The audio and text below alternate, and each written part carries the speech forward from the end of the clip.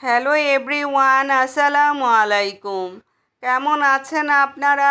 ইফাত কিচেনে আপনাদের সবাইকে স্বাগতম। ঈদের পর টানা মাংস খেতে খেতে যখন আর আমাদের ভালো লাগে না, তখন কিন্তু রেগুলার আইটেমগুলোই খেতে অমৃতের মতো লাগে। তাই আপনাদের জন্য নিয়ে এসেছি চিংড়ি দিয়ে ঢ্যাঁড়সের ঝোল তরকারি রেসিপি। তার জন্য ফ্রেশ দেখে 300 গ্রাম ঢ্যাঁড়স, 2টা আলু, একটা টমেটো, 5টা বড় সাইজের চিংড়ি কেটে ধুয়ে পরিষ্কার করে নিয়েছি। এখন রান্নাটা শুরু করব। তার জন্য চুলায় একটা প্যান বসিয়ে রান্নার রেগুলার তেল দিয়েছি পরিমাণ মতো। তেলটা গরম হয়ে আসলে মাছগুলো দিয়ে দিব, সাথে 1/4 চা চামচ লবণ আর 1/4 চা চামচ হলুদের গুঁড়া। মিডিয়াম হিটে উল্টে পাল্টে হালকা করে মাছগুলো ভেজে নেব। মাছগুলো কড়া করে ভাজবেন না, তাহলে মাছগুলো কিন্তু শক্ত হয়ে যাবে। মাছগুলো এখন আমি উঠিয়ে নিচ্ছি। একই তেলে আলু আর ঢ্যাঁড়সগুলো ভেজে নেব। যারা ঢ্যাঁড়সের তরকারি একদম পছন্দ করেন না এই ঢ্যাঁড়সের পিচ্ছিলের কারণে, তাদেরকে বলছি এভাবে ভেজে রান্না করে খেয়ে দেখবেন। তরকারিটা খেতে কিন্তু অসাধারণ হবে, আর কোনো প্রকার ঝোলের মধ্যে পিচ্ছিল ভাব থাকবে না। এখানে আমি আধা চা চামচ লবণ আর আধা চা চামচ হলুদ দিয়ে হাই হিটে আলু আর ঢ্যাঁড়সগুলো ভেজে নেব। কিছুক্ষণ ভেজে নেবার পরে দেখবেন ঢ্যাঁড়সের থেকে পিচ্ছিল ভাবটা সম্পূর্ণভাবে চলে যাবে। আলু আর ঢ্যাঁড়সগুলো ভাজা হয়ে গেছে, এখন আমি উঠিয়ে নেব।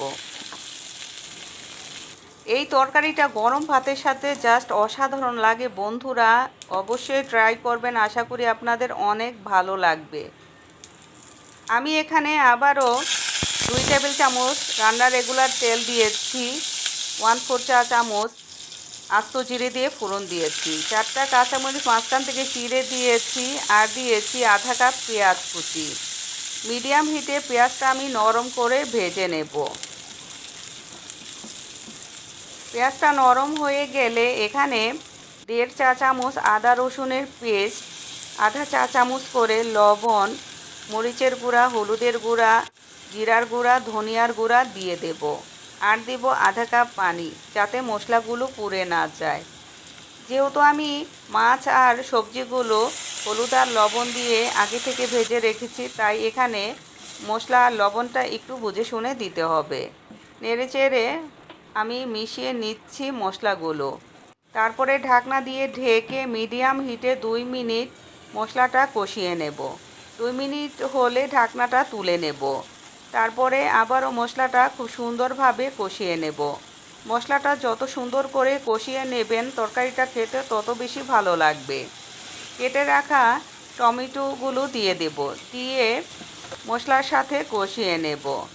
আমার রেসিপিটা যদি আপনাদের একটু হলেও ভালো লাগে, প্লিজ আমার চ্যানেলটাকে সাবস্ক্রাইব করবেন, লাইক কমেন্ট শেয়ার করে আমার পাশে থাকবেন। মাছগুলো আমি মশলার ভিতরে দিয়ে হালকা করে কষিয়ে নেব। তারপরে ভেজে রাখা আলু আর ঢ্যাঁড়সগুলো দিয়ে দেব। আলু আর ঢ্যাঁড়সটা ভাজার সময় কিন্তু 50% সিদ্ধ হয়ে গেছে, তাই নাড়াচাড়া করার সময় একটু হালকা করে নাড়তে হবে, তা না হলে কিন্তু ঢ্যাঁড়সগুলো ভেঙে যাবে। আলু আর ঢ্যাঁড়সটা কষানো হয়ে গেছে, এখন ঝোলের জন্য 2 কাপ পানি আমি অ্যাড করব। আপনারা যে যেমন ঝোল খেতে পছন্দ করেন সেই অনুপাতে ঝোলের পানিটা ব্যবহার করতে পারেন। হালকা করে নেড়ে চেড়ে নেবার পরে ঢাকনা দিয়ে ঢেকে মিডিয়াম হিটে 20 মিনিট রান্না করব।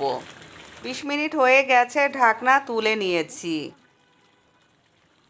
দেখেন তরকারির কালারটা কত সুন্দর এসেছে, আর ঢ্যাঁড়সগুলো আস্ত রয়েছে, ভেঙে যায়নি। আমি দেখাচ্ছি, দেখেন ঢ্যাঁড়সটা কত সুন্দরভাবে সফট হয়ে গেছে।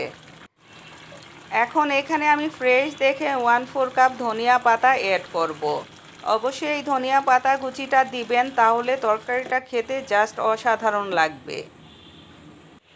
ঢাকনা দিয়ে ঢেকে 2 মিনিট রান্না করে গ্যাসের চুলাটা আমি অফ করে দেব। ঢাকনা তুলে দেখাচ্ছি ফাইনাল লুকটা, দেখেন মাশাআল্লাহ কতটা লোভনীয় হয়েছে। যাই হোক, ভালো থাকবেন, সুস্থ থাকবেন, আমার জন্য দোয়া করবেন। দেখা হবে ইনশাআল্লাহ নতুন কোনো রেসিপিতে। আল্লাহ হাফেজ।